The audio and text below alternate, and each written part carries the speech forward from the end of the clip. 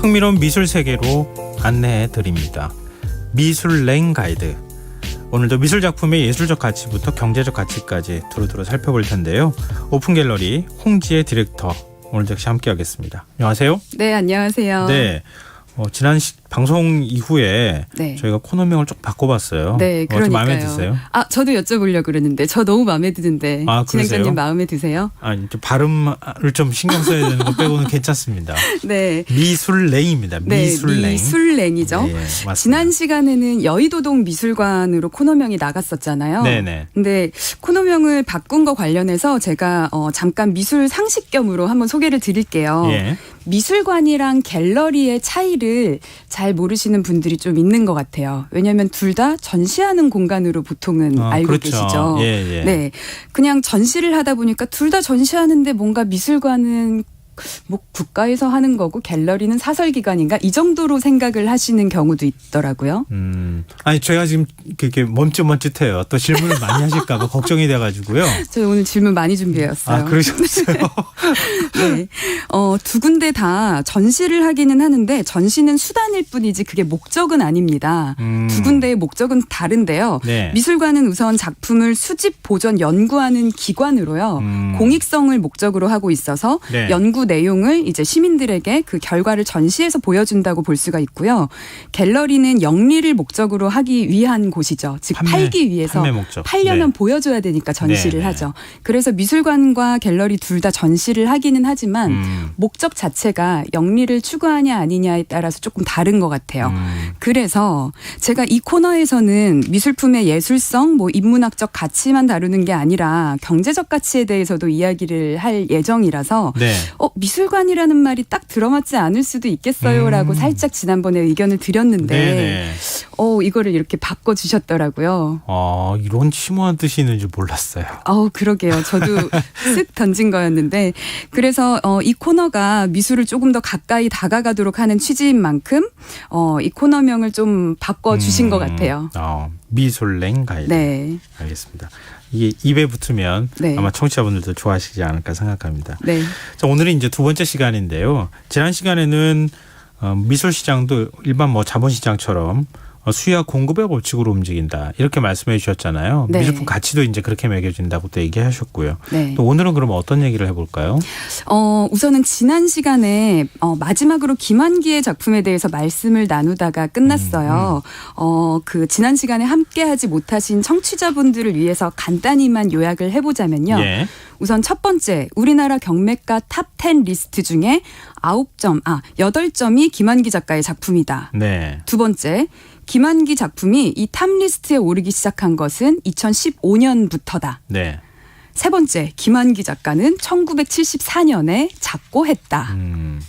이런 얘기를 드렸었고요. 네. 이것으로 미루어 볼 때 작가는 작고했으니 공급 사이드에서 뭔가 추가로 일어난 일은 없으니 그렇죠. 결국엔 수요자가 바뀌었겠구나. 수요자의 취향에 이런 걸 매력적으로 보게끔 바뀌었겠네 정도의 이야기까지 나눴었던 것 같아요. 미술 작품을 저도 사는 것에 대해서 고민을 하게 만드셨고요. 네. 기왕 샀으면은 오래 보관하고 있어야 된다. 네네. 네, 집에다가 보관하고 있더라도. 네네. 그 말씀이 기억이 나네요. 네. 어떤 작품을 갖고 있을지 모르겠지만 나중에 또 갑자기 가격이 올라갈 수 있으니까요. 네. 근데 지금 수요자 취향 말씀하셨는데 네. 시대별로 사람들의 취향은 계속 바뀌는 거 아닌가요? 네, 맞습니다. 네. 그래서 오늘은 수요자의 취향이 시대별로 어떻게 바뀌는지 그 이야기를 좀 말씀을 드려보려고 해요. 예. 크게는 김환기 전 그리고 김환기 시대라고 볼 수 있을까요? 지금 탑 10 리스트 그렇죠. 중에 8개가 김환기니까. 그리고 앞으로 올 김환기 다음은 어떻게 될까? 이렇게 좀 나눠서 이야기를 해보고 싶은데요. 네. 우선은 김환기 이전에는 2008년부터 2015년까지 박수근과 이중섭의 작품이 부동의 1, 2위였다라는 말이죠. 예, 많은 분들이 아실 거예요. 그러면 시대 순으로 좀 얘기를 해볼게요. 예. 네, 진행자님 제가 질문하는 거 곤란해하시는 거 아는데 제가 질문을 자꾸 드리니까 저기 PD님이 너무 좋아하시더라고요. 그래서 어쩔 수 없이 제가 오늘 또 질문을 준비를 했어요. 네. 어렵지 않을 겁니다. 네. 우선 우리나라의 역사 속에서 중요한 사건들이 많죠. 근데 자본주의 사회 속에서 작품이 거래되는 일종의 미술 시장으로 볼 거니까요. 20세기로 한정을 지을게요. 1900년도 이후 20세기에 우리나라에서 있었던 가장 큰 역사적 사건 2개를 꼽자면 무엇을 꼽을 수 있을까요? 이거 대답하시는 분들마다 다 다를 것 같은데요. 20세기 하면 1900년대 이후 네, 말씀하시는 네. 거잖아요. 네. 일제강점기는 꼽을 수 있을 것 같고요. 네. 그 다음에는 글쎄요. 이어진 한국전쟁, 6.25 네. 그리고 뭐 민주화 네. 이런 것들 얘기하지 네, 않을까요? 맞아요. 네. 그 중에서 가장 더 크게 일어난 역사적 사건은 뭐 심지어 인구 밀도가 아니라 그 인구 수에까지 영향을 끼쳤던 그런 더 큰 사건은 일제강점기와 한국전쟁으로 2가지를 꼽을 수 베이비 있을 것 분 세대 같아요. 뭐 이렇게 또 얘기하니까요. 어렵지 네. 않으셨죠? 아, 예. 그럼요. 덜 그러면 당황했어요. 네. 조금 더 심도 깊게 들어가 보겠습니다. 일제강점기와 한국전쟁의 시기도 혹시 아시나요? 그렇죠. 예, 그거는 알죠. 상식이라고 생각을 하시죠? 네, 한번 말씀을 그거는 해주실까요? 아니, 지금 역사적인 거니까 네. 이게 또 이 질문 공세가 계속 시작이 되니까 이게 당황스러운데요. 마지막 질문입니다. 네. 일제강점기는 1910년부터 네. 시작이 된 거죠. 네. 공식적으로는 그렇게 네, 얘기를 하고 맞아요. 있고요. 그리고 뭐 한국전쟁은 1950년. 네. 네. 그 일제강점기는 그리고 해방까지 같이 됐죠. 네, 그렇죠. 해방 전까지. 그럼 예. 1945년까지라고 그렇죠. 볼 수 있을 거고 한국전쟁은 뭐 1950년에서 53년 이 정도라고 생각하고 우리가 오늘 말씀을 나눠보면 좋을 것 같아요. 자, 2000년대 초반에 박수근 이중섭 같은 한국의 정치나 정서가 들어간 작품이 탑 리스트에 있었어요. 그러면 그 당시에 네. 2000년 초반 그냥 2000년이라고 생각을 해도 될 것 같아요. 네. 그 당시에 수십억을 들여서 작품을 살 수 있을 만큼 경제적 부를 축적한 연령대를 그래도 저는 한 환갑 이상으로는 좀 보거든요. 예. 60대라고 봤을 때 당시에 그럼 2000년대 60대 박수근 이중섭 작품을 좋아한 이 수요층들은 몇 년대생으로 보면 될까요? 그러면? 일제강점기 해방 직전에 태어나서 한국전쟁을 겪은 세대. 네, 그렇죠. 쉽게 말하면 2000에서 60을 빼면은 1940년대 정도가 될 예. 거잖아요. 물론 1930년대생 분도 계실 거고 뭐 예. 50년 가까이 되신 분들 계시겠지만 대략 평균적으로 1940년대생으로 본다면 이 사람들은 일제강점기랑 한국전쟁을 다 몸소 겪은 세대란 말이에요. 네. 어린 시절에 일제치하에서 태어났다가 해방이 됐어요. 그래서 드디어 해방이 됐다 했는데 5년 뒤에 또 전쟁이 터져요. 난리통이었겠죠. 그럼 그러네요. 이분들은 그런 역사 속에서 유년 시절을 겪으신 분이에요. 그러면 늘 평화로운 한국의 풍경이 아마 그리웠을 거예요. 네. 이분들이 환갑이 넘어서 이제 내가 이제 좀 부도 축적을 했고 예. 좋은 작품 사서 집에 하나 걸어야지 했을 때 동일한 돈을 들여서 사는 작품으로 외색이 있는 작품이나 서양색이 있는 작품이랑 혹은 한국적 정서가 있는 작품 중에 무엇을 선택할까 생각해 보면 답은 좀 쉽게 나올 거라는 거죠. 한국적인 정서가 있는 작품이다. 네. 우리가 산업화 세대라고 흔히들 얘기하잖아요. 네. 그 산업화 세대는 우리 사회의 그 격동의 네. 그 어떤 순간들을 다 겪은 세대고 또 그러면서 네. 이제 부를 축적한 세대니까 네. 그런 향수나 아니면 이런 것들 굉장히 많이 갖고 계실 것 같아요. 네, 맞아요. 예. 때로는 뭐 환갑이 넘으면서 생활이 안정되고 외국 경험도 늘면서 정서적인 면 별로 신경 쓰지 않을 것 같기도 하다라고 가끔 질문을 주시는 분도 계신데요. 그래서 제가 다수의 취향이라는 표현을 지난번에 썼어요. 물론 때로는 어린 시절, 유년 시절 그런 상처가 있더라도 지금은 깨끗하게 있고 나는 뭐 미제가 좋아 예를 들면 이런 분들이 계실지는 네네. 모르겠지만 조금 더 다수로 묶일 수 있는 정서는 드디어 내가 성공을 해서 내 집에 그림을 걸고 매일 볼 건데 아무래도 젊은 시절에 그런 경험이나 기억이 큰 영향을 끼칠 수밖에 없다고 보는 거죠. 그렇죠. 네, 어릴 때 맞습니다. 마을에서 냇가에서 빨래하던 안악들, 뭐 기계가 느껴지는 황소 이런 컨텐츠가 훨씬 더 매력적이었을 거라고 생각이 드는 거죠. 그러면 혹시 외국 작품에 대한 그 소구력 같은 거 없어요? 외국 작가에 대한 소구력도 있는데요. 외국 작가에 대한 것은 아무래도 어떤 향수나 이런 부분보다는 조금 더 유명한 작품 있잖아요. 소위 말하는 우리가 뭐 뜬다고 학창 시절에 하는, 배웠다 그러면 네. 누구 꼽아요? 그러면 고우 고갱 뭐 네, 이렇게 네. 얘기하는 거랑 네, 비슷한 네. 그런 거네요. 네, 그런 인기작들이 있기는 있어요. 근데 예. 국내에서 왜냐하면 우리가 해외에 있는 작품들을 쉽게 접근하기가 어렵고 그 작품들이 어떤 역사적 배경이 있어서 미술사적으로 어떤 의미를 가질지 판단하기가 어렵다 보니 그리고 한국 시장에 많이 들어오지는 않다 보니 네. 혹은 한국 시장에 들어오는 건 이미 너무 비싸다거나 그렇죠. 이러다 보니까 몇백억 단위가 되고 네, 있잖아요. 어쩔 수 없이 한국에 있는 작품들 위주로 조금 더 보게 되기도 하고요. 큰 돈을 들여서 제대로 투자를 해보겠다 하면 왜 주식도 한국 주식, 미국 주식, 뭐 해외 주식 다 보잖아요. 그렇지만 내가 만약에 비상장 주식에 투자를 한다 했을 때는 해외 비상장 주식 접근하기 쉽지 않잖아요. 그쵸. 네, 그런 것처럼 그렇게 접근하시면 될 것 같아요.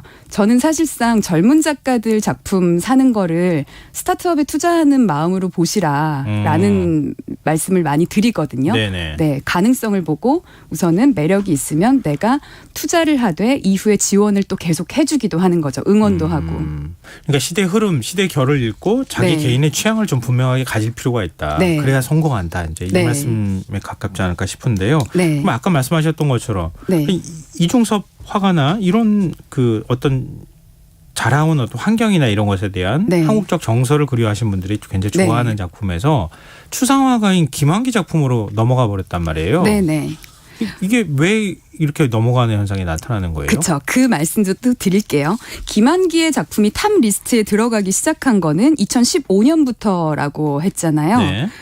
지금까지도 1위부터 7위 그리고 9위까지도 모두 김한기다 보니까 2015년부터 2022년 현재까지도 김한기의 시대라고 볼 수 있을 것 같아요. 네. 그럼 평균적으로 박수근 이중섭보다 대략 한 15년, 20년 더 흘렀다고 볼 수 있겠죠. 네. 그러면 아까 박수근 이중섭 작품을 선호했던 수요자층이 1940년대생이라고 본다고 했을 때 네. 평균적으로 그러면 김한기 작품을 선호하는 분들은 대략 1960년대생일 거잖아요. 예. 이분들은 한국 전쟁을 부모에게만 들었지 직접 겪지 않았습니다. 그렇죠. 굳이 집에 시골 풍경 같은 작품을 걸 필요가 없어요. 이분들한테는 네. 박수근 이중섭의 작품은 집에 걸어두기에 다소 올드한 느낌이었을 거예요. 지금의 1960년대생 분들 한번 생각해 보면 거의 뭐 환갑이 되셨다고 하더라도 그렇죠. 너무 젊으시잖아요. 예, 50대 중후반 그리고 60대 초반쯤 네, 들어간 네. 세대인 네. 거죠. 그분들께는 사실상 박수근 이중섭의 작품을 누가 준다면 감사합니다 하고 받겠지만 내 돈 들여서 사기에 그리고 우리 집의 인테리어에 맞게 걸기에 내 취향에 그렇게나 매력적이지는 않을 수 있다는 거죠. 물론 여기에 더 중요한 포인트가 있습니다. 네. 왜냐하면 어쨌든 값비싼 돈을 주고 김한기를 비롯한 단색화 작품을 사는 데에는 그 작품이 높은 가치로 보이게끔 한 연구자들의 시선이 있었어요. 예. 근데 지금 단색화라고 말씀하셨는데 네. 단색화라고 하면은 우리 흑백 사진처럼 그런 걸 단색화라고 하는 건가요? 네, 단색 직역하자면 단색으로 그린 그림이겠죠. 예, 예. 여기 이제 좀 말씀을 드리자면요. 원래 모노크롬 페인팅이라고 하는 미술 운동이 서양에서 먼저 시작을 했어요. 전쟁 후에 미국으로 넘어간 한국 작가들이 이 모노크롬의 영향을 많이 받았고요. 네. 실제로 김한기 작가도 미국에서 활동을 했고 전쟁 당시에 전쟁 후에 마크 로스코라고 하는 미국에 있는 작가를 존경을 했어요. 예. 로스코는 이제 형태를 좀 거부하면서 한두 가지 색상만 사용한 추상 작품으로 유명한데요. 어쨌든 2010년 정도까지 이런 거에 영향을 받은 즉 어떤 구체적인 형상이 없는 추상 작품들을 코리안 모노크롬 페인팅이라고 불렀어요. 근데 여기서요. 제가 원래 모노크롬 페인팅이 있어요. 근데 우리나라 사람들이 한 건 코리안 모노크롬 페인팅이라고 불렀어요. 분리를 했잖아요. 예, 예. 코리안이 붙은 것과 아닌 거의 차이가 뭘까요? 글쎄요. 한국 작가들만의 독특한 특성이 있기 때문에 그렇게 붙이는 거 아닌가요? 작품에 나타나는? 네. 근데 그게 독특하고 유니크하고 가치 있다고 볼지는 한번 이런 비유를 들어볼게요. 한국의 몰디브, 한국의 비틀즈. 네. 이런 얘기 들으면 어떤 생각이 드세요? 한국의 몰디브, 한국의 비틀즈. 네. 몰디브와는 다른 한국만의 굉장히 독특한 뭔가 가치 있는 장소일 것 같은 느낌이 드세요? 제주도? 어디죠? 어딘지를 어디죠? 여쭤본 것은 그건 아니고요. 아니고요. 네. 뭐죠? 저는 이런 느낌이 들어요. 예전에 그 엄정화 씨한테 뭐 한국의 마돈나 이런 식으로 누군가가 표현을 했을 때, 예. 오히려 엄정화는 엄정하지 않나? 이제 이런 식으로 예. 되게 자존감 높은 어떤 그런 표현을 해서 화제가 됐었던 적이 있는 것 같아요. 네. 다시 말해서, 한국의 무엇, 그리고 그 무엇이 원래 정통으로 다른 곳에 존재를 하는 거라면 예. 약간은 아류 느낌이 날 수 있다는 거죠. 그러네요. 비틀즈는 진짜로 있는데 네. 자 여러분 새로 나타난 신인 한국의 비틀즈 누구입니다 이렇게 소개를 하는 게 네. 정통성을 갖춘 아주 가치 높은 거라는 느낌이랑은 살짝 다르다는 얘기죠.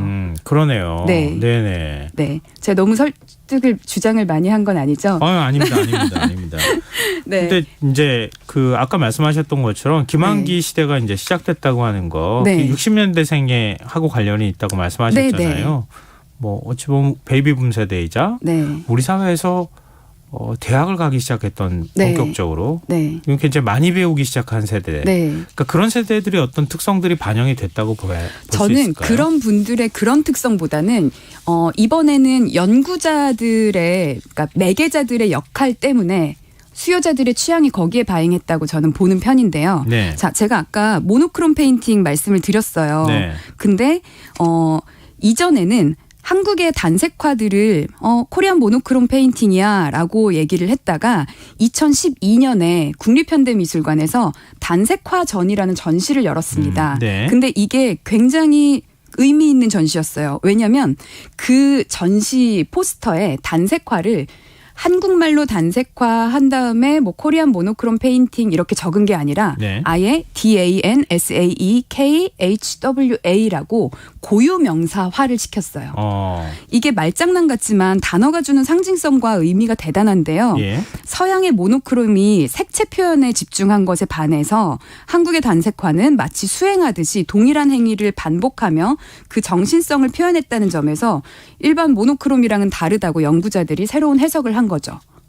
그럼 뭐뭐의 아류가 아니라 네, 아류가 아니라 그냥 한국 네. 단색화다 네, 이거는. 외국인들도 이거 코리안 모노크롬 페인팅이야가 아니라 외국인들도 DAN 이렇게 단색화 이렇게 읽어야 된다라고 일종의 주장을 한 거죠. 상당히 의미가 있네요. 엄청 의미가 있습니다. 네. 그렇군요. 근데 이게요 먹힌 거죠. 먹혔다. 시장에 그래서 연구자들의 김한기 해외. 네. 화가의 작품이 네. 확 주목받기 시작했다. 맞습니다. 그렇군요. 네. 이 뭐랄까요? 뭔가 새로운 수요가 확 만들어졌다고 해석이 가능하겠네요. 그러면 네. 연구자들이 이거를 막 연구를 하니까 사람들이 시장에서도 막 반응을 합니다. 예.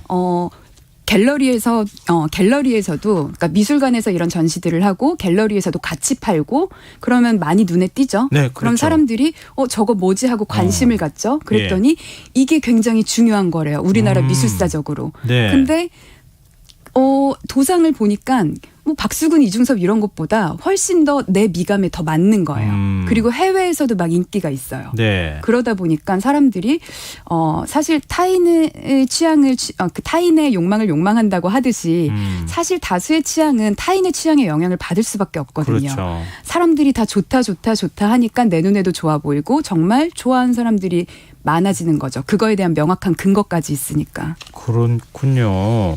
그러면은 수요를 창출해가는 과정에 대한 우리가 이해가 필요할 것 같거든요. 네. 말씀하신 것처럼 일종의 이제 연구자들이 뭔가를 새로운 형태의 개념 규정을 해버리면 네. 그게 시장을 창출할 수 있다. 네, 그렇게 맞습니다. 얘기할 수 있겠네요. 근데요, 이게 그렇다고 다 먹히지는 않아요. 왜냐하면 그래요? 제가 수요자의 취향이 중요하다고 계속 말씀드리는 것 중에 하나가 네.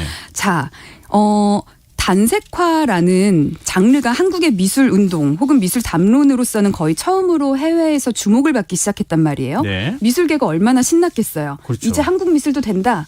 K-아트 가자. 막 이렇게 했겠죠. 예. 네. 근데 이런 식으로 단색화를 열심히 홍보하고 연구하는 사이에 동시에 그럼 포스트 단색화는 뭐지? 단색화 다음에는 우리가 뭘 연구해야 되지? 미술계에서 고민이 많았어요. 예. 그거 다음으로 주목했던 것이 민중미술이라는 건데요.